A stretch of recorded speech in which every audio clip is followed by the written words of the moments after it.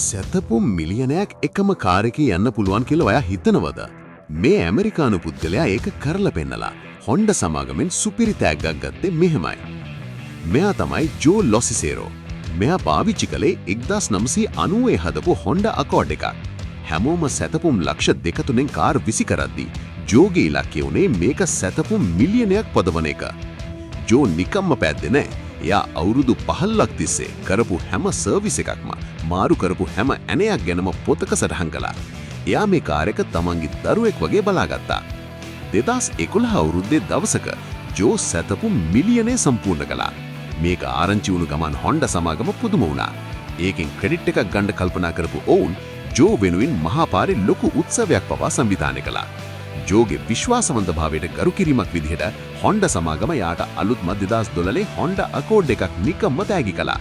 පරණ කාර් එක සමාගමේ කෞතුකාගාරයට ගත්තා. මේන් නොපෝනේ වාහනයක් හරියට නඩත්තු කළොත් ඒක ඕනෑම දුරක් යනවා කියන එකයි. ඒ වගේම මේ සිද්ධිය Honda සමාගමේ කීර්තිනාමය තවත් ඉහළ යවන්න හේතුවක් වුණා. ඔයා පාවිච්චි කරපු වාහන වලින් වැඩිම කාලයක් පාවිච්චි කළේ මොකක්ද? අපිව ෆලෝ කරලා පහලින් කමෙන්ට් කරන්න.